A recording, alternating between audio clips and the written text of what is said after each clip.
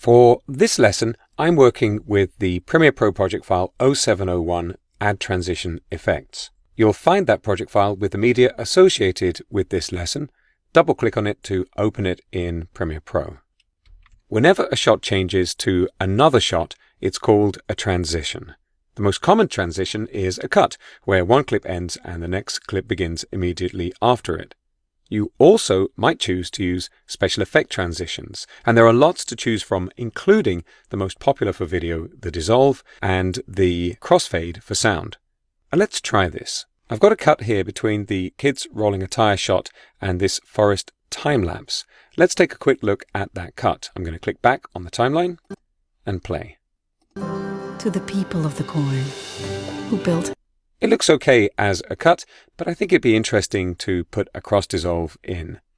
I'm going to just resize the project panel slightly so we can see the tab for the effects panel, and I'm going to browse into video transitions and dissolve, and now I'm going to drag this cross dissolve effect onto the join between these two clips. And before I release the mouse, you can see that I've got a highlight showing where the effect is going to be dropped. I can position this at the beginning of the second clip, in the middle, or at the end of the first. And you'll notice that these durations differ slightly, and that's because there's more leftover material for that kids rolling a tire shot than there is for the forest time-lapse shot. And these transition effects are applied by using the unused media. I'll release the mouse button, and there's our cross dissolve. Let's take a look.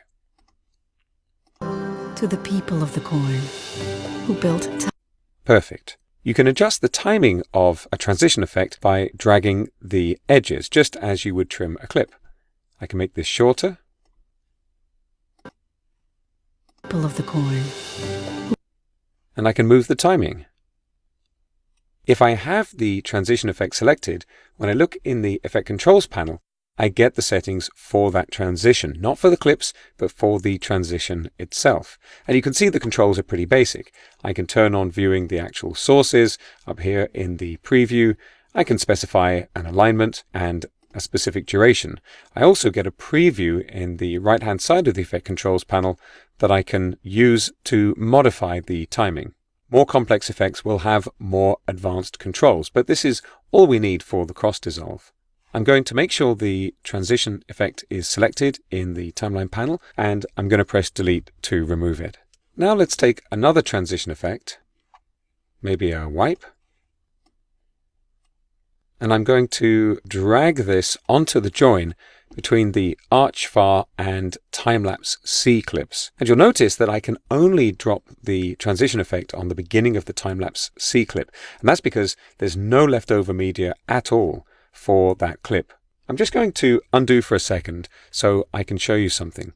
You'll notice that the top left corner of the time-lapse C clip has a tiny white triangle. You can see here between the fog time-lapse and kids rolling a tire clip, we've got a triangle on either side of the cut too. That triangle indicates that it's the last frame of the clip. There's no leftover media, and so we can't apply a transition effect that involves any kind of overlap. We could fix this by trimming the clip, so there's some unused media, but I'm not too worried for now. Let's put that radial wipe on,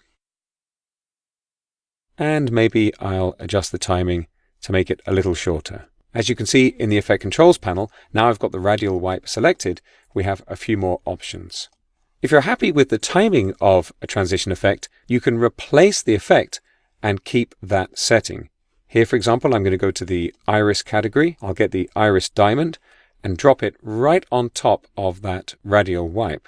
I'm selecting the effect, and you can see that iris diamond effect has inherited the duration and timing. Let's take a look.